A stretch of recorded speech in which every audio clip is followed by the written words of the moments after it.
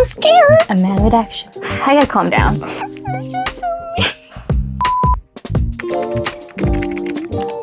Hello book besties, welcome back to my channel and welcome to another 24-hour readathon. It's your girl Emma Soup, a book lover that's always on a binge. Now I'm filming this on a Monday afternoon. My schedule this week is a bit off. I have my days off during the weekdays, so here we are. For this readathon, we're also going to be splitting it in 2 days. Usually I would want to try to make it so that it's 12 hours on the first day and then 12 hours in the second day.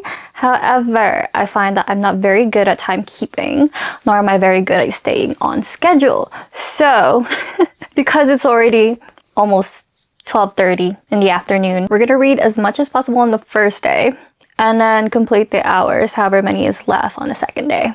I think that would be the best course of action here. I'm also a huge mood reader, so sometimes I would just stop in the middle of a book, literally right in the middle of a paragraph. I would just stop reading because my brain somehow just decides to switch at that moment. The first book that I am gonna pick up though is actually a very thick one. I'm challenging myself with this first one, that's for sure.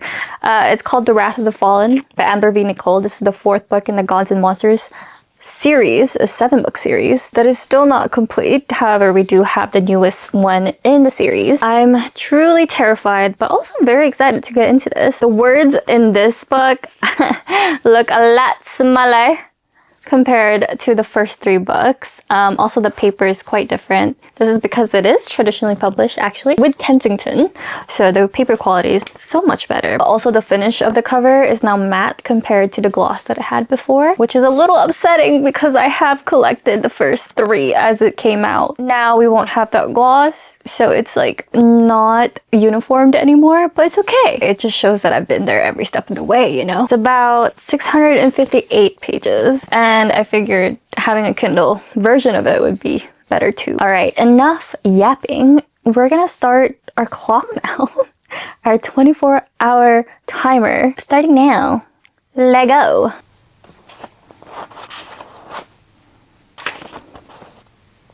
God, it feels so good to be back in this world. I just love the world that Amber V. Nicole created, with a war brewing between gods and monsters and all the deceit and lies that have been shown so far. And one of my favorite couples ever in the fantasy world, Samkiel and Diana.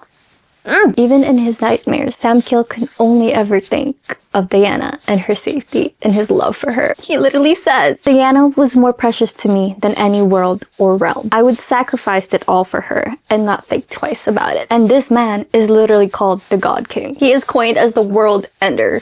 He has seen so many realms in his life, and he will burn them all down for her. This couple! Also, this series is one of the baddest female main characters out there. Diana, mommy?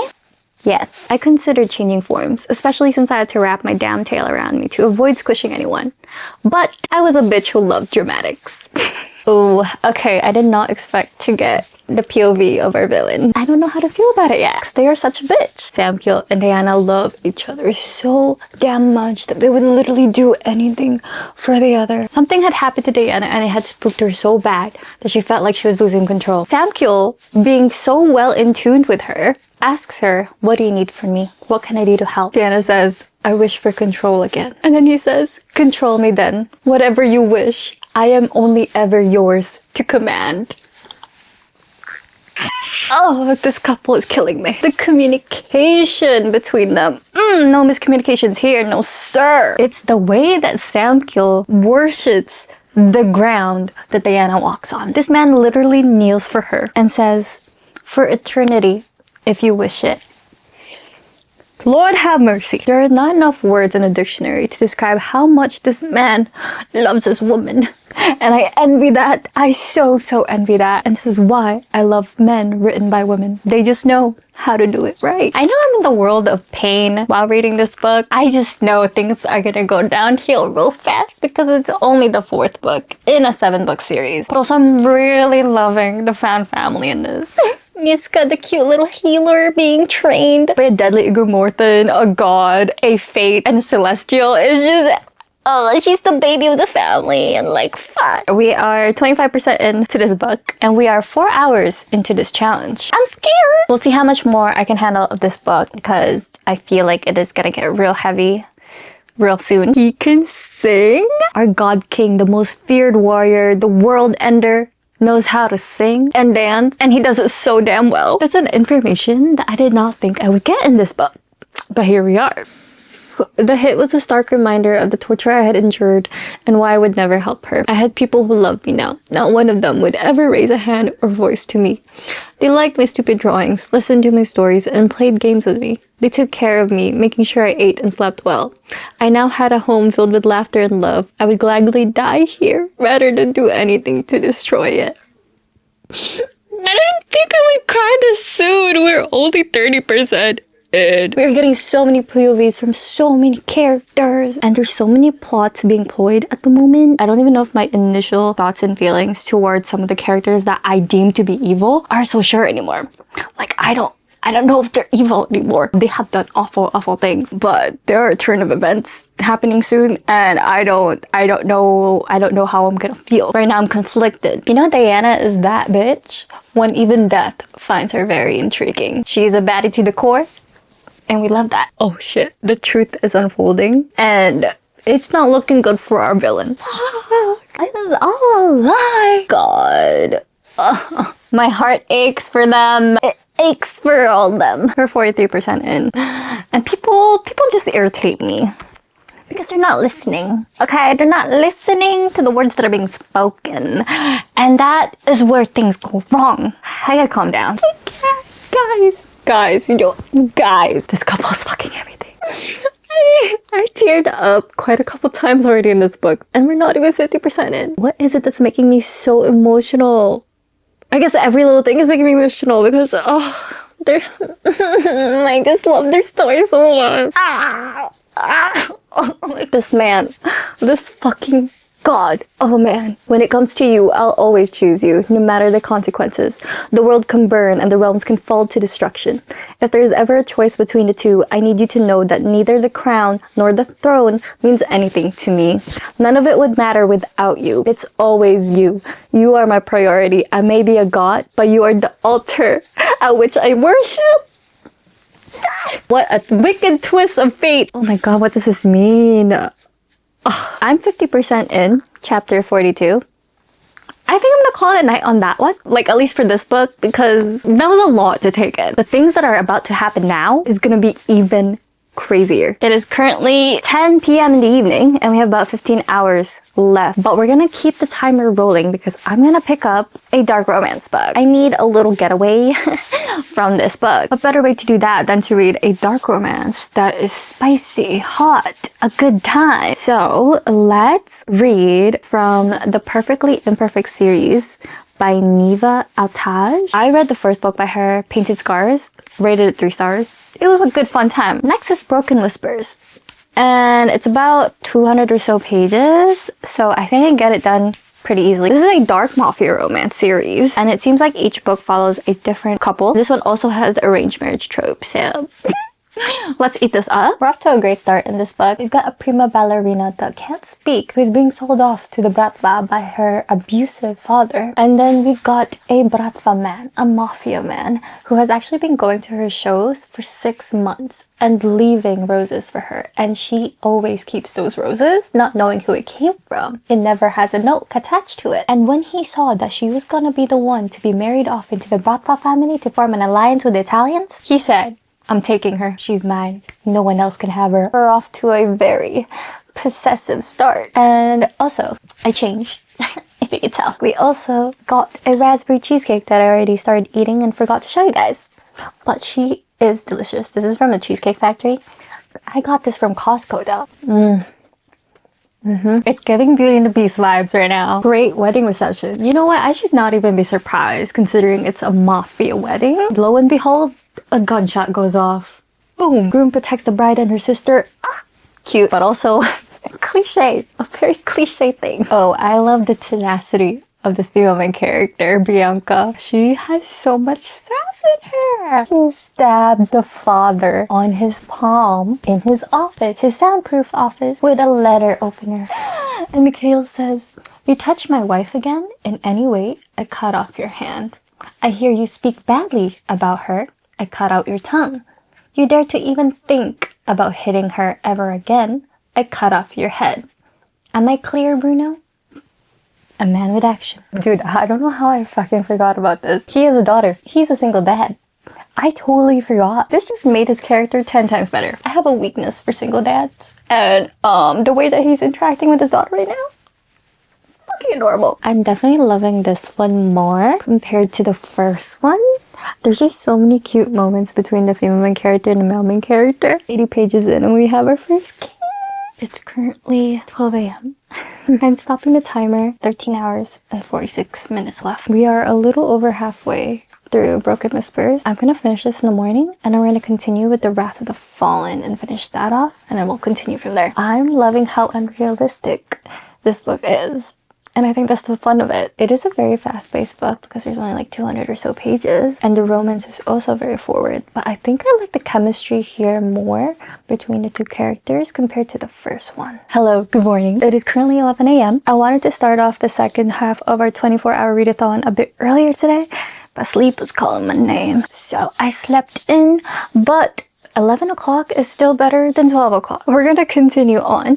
I'm gonna finish Broken Whispers in like probably 30 minutes. I think I only have 30 minutes left in this book. It's a good fun time. I'm eating it up like there's no tomorrow. And then we're gonna continue and finish The Wrath of the Fallen. I am gonna continue this on the Kindle because I feel like I read faster on a Kindle. I don't know what it is. I haven't eaten yet, so I might be taking a quick break to go eat and then get on in this book, but I'm gonna update you guys along the way. We're gonna just start the timer now and then I'll check back in a bit.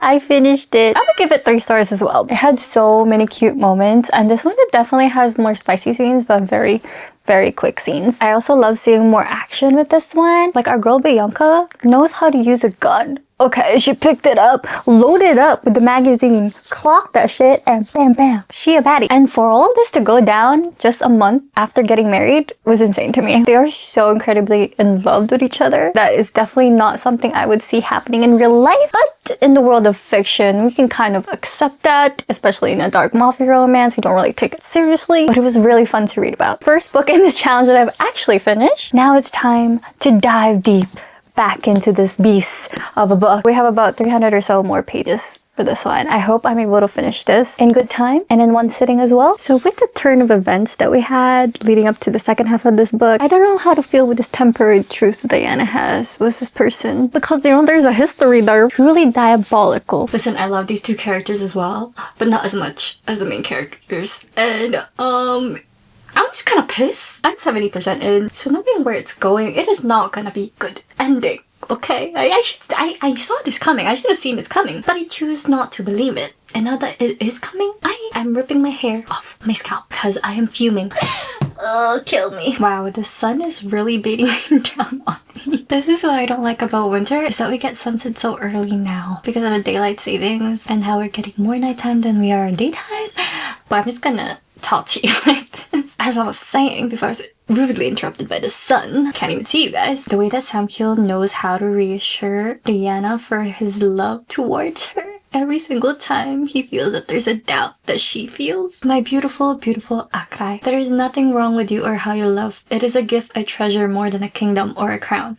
So if you're a fool, then I am as well. There's no limit to what I do to protect you or your heart. And she says, fools it is then. They are fools in love and they are my fools in love. My eyes is searing from having to read the POV of the person that I hate the most in this series. I've changed location. I am currently in my basement. I wanted to actually sit down this time. I wanted a change of scenery, which is really just a dark screen TV. A turned off TV, not even on. But I'm here and I'm loving it. We're currently 82% in and I think we still have 9 hours left in this challenge. Doing well, guys.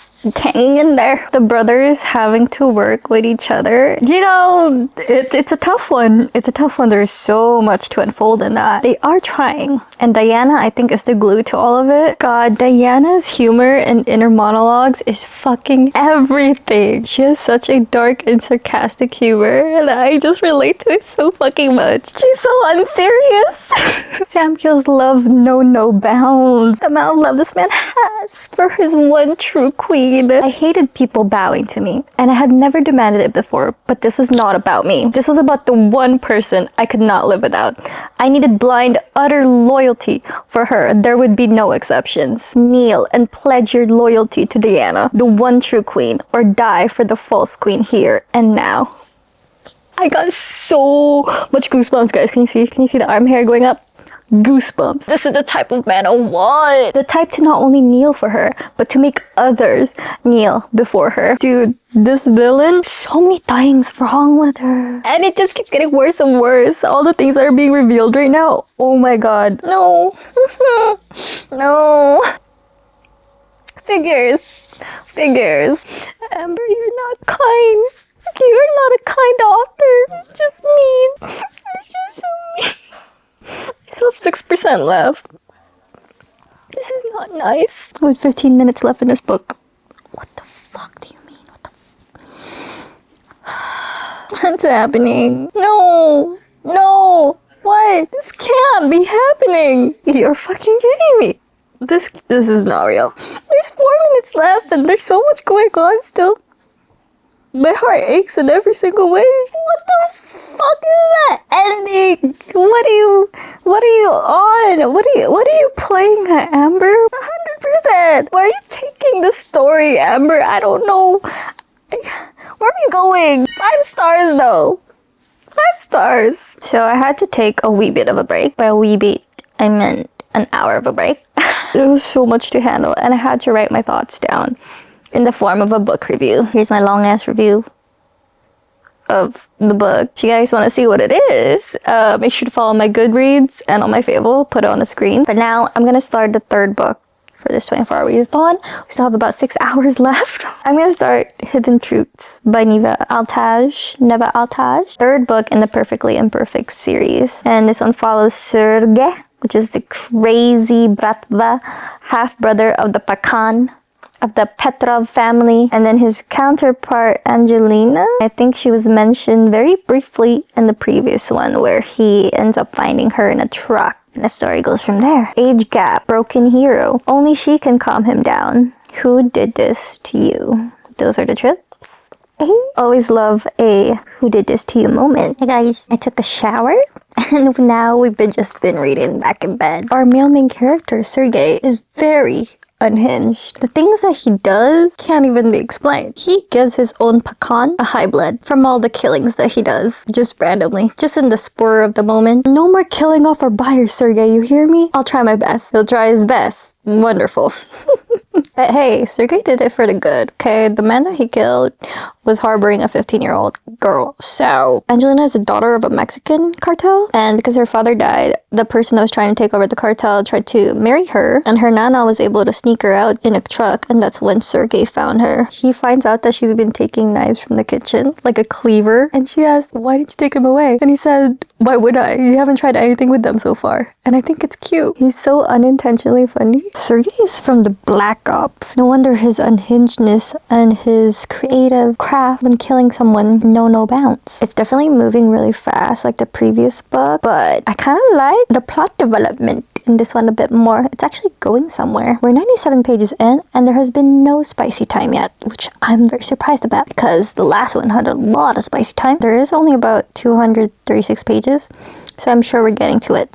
But I like this. I'm kind of enjoying this. I have now turned off all the lights in my room because my eyes are getting tired, but also we have like 2 hours left in this challenge and it's 12 a.m. Nonetheless, I'm having a good time. Our FMC's Nana Guadalupe is so fucking badass. She had a gun clocked at 3 times and said, just in case, to a person that was already dying. I love her. Angelina, fucking baddie. Sergey is definitely giving major action male main character in movies, you know what I mean? Like Brad Pitt from Mr. and Mrs. Smith. And Sergey is giving that vibes. And he's blonde, by the way. Well, I finished it.